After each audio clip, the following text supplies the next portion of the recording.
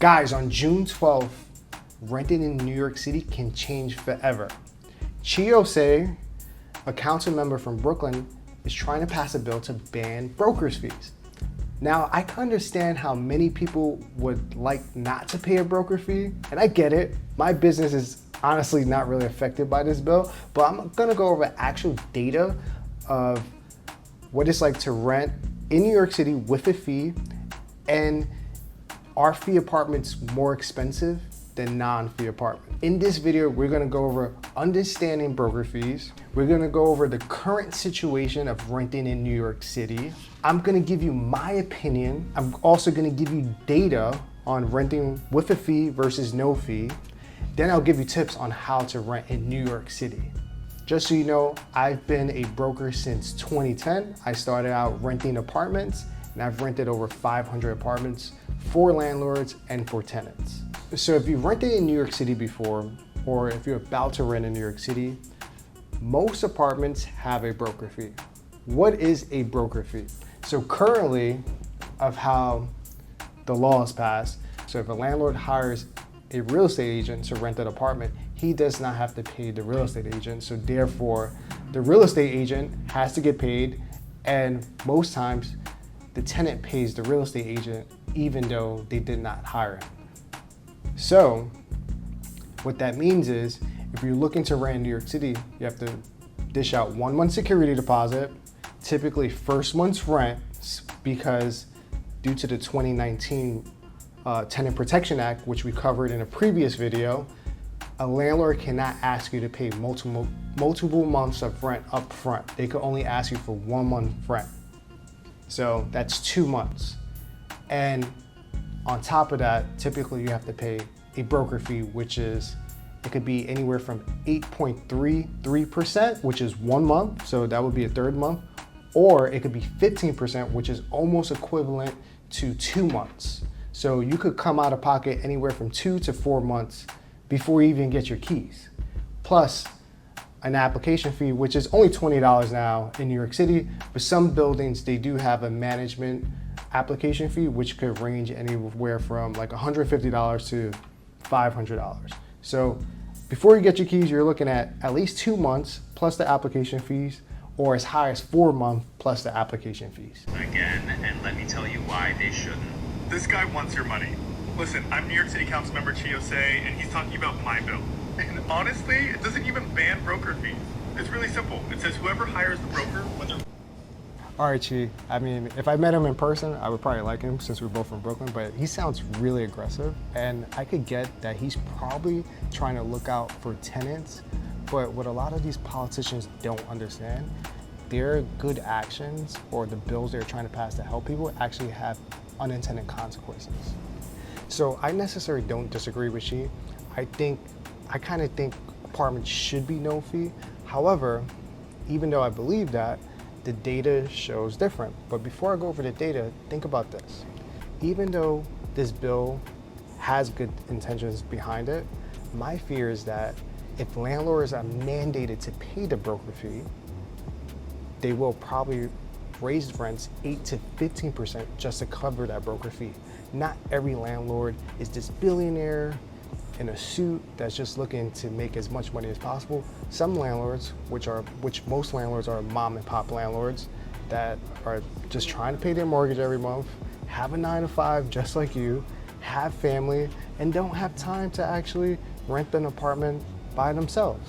They need to hire a professional, just like anyone looking to buy a home or anyone looking to sell a home. So hold that thought before we go over the data. All right, guys, so we ran the data through Compass Search, and the data is actually surprising. So what we learned today, there's 1,320 apartments on the market. So I'm just gonna put an asterisk on this number. Tracking rental inventory is a little tough. So this is only rental inventory that's on the market. Some of this inventory probably could have been rented already, but because New York City does not have an MLS, it's kind of hard to track actual rental data. So from what we saw on Compass Search, and again, comment below of what you think is more expensive, to rent an apartment without a fee or to rent an apartment with a fee? All right, so to rent an apartment with a fee, the average rent that we pulled on Compass is $5,879. And to rent an apartment with no fee, it is $7,641. So that's a $1,762 difference. And the biggest difference we actually saw wasn't like on the larger units, like the 3-bed, 4-beds, and 5-beds. We actually saw the biggest difference on studios, 1-bedrooms, and 2-bedrooms, and actually 5-bedrooms. So out of the 1,320 apartments on the market, only 349 of those apartments have an incentive like paying the broker fee or giving the tenant one month free or 2 months free, just basically free rent. Let's go to Brooklyn now. But before we go to Brooklyn, just one tip. Renting during the summertime in New York City is the worst time to rent in New York City. So if I showed this graph maybe in the wintertime, which I can't do at this current moment, the numbers could be slightly different. If I had to guess, that instead of 26.44% of the apartments having an incentive, I would guess that number would go up to 40%. But again, that's just a guess. So now let's head to Brooklyn. So the average price of an apartment without a fee is $5,034. And with no fee, it's actually a lot better, $5,166. So only a $132 difference. And we were able to track 837 units. Out of the 837 units, 269 units had an incentive. So that means they again paid the broker fee or gave free rent. So that's 32%, which is a lot higher than Manhattan.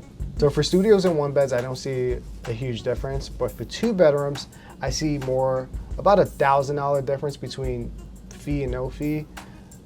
3-bedrooms, actually really no difference, probably like a $400 difference. And the larger apartments, I see the biggest difference. But this also can mean that the larger apartments are located in new construction buildings. New construction buildings in New York City typically give incentives like paying the broker fee or give you free rent, which is free rent is always great.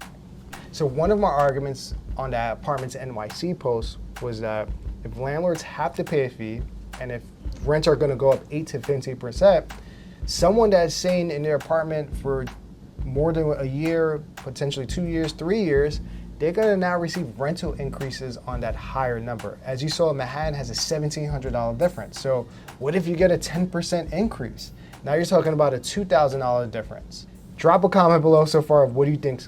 Is it better to rent an apartment with a fee and take on that upfront cost, or is it better to put it in your rent and get a lower cost upfront? Let me know. All right, for you guys that watched to the end, thank you so much. But now I'm gonna give you some tips for renting in New York City. So tip number 1, you wanna rent in the wintertime. You don't wanna rent in summertime. Rents can easily go up 10 to 20% in the summertime. The reason why, people get in their new job or coming here for school, everyone's renting at the same time frame. And then since they start renting in the summertime, when the lease comes up for renewal, guess what? It happens in the summertime. So you have people with new jobs, new school, plus the people that have rented for many years at that same time frame. So do not rent in the summertime. Tip number 2, and I see this all of the time, this is kind of a scammer alert. No one can ask you for money for an application before you see an apartment.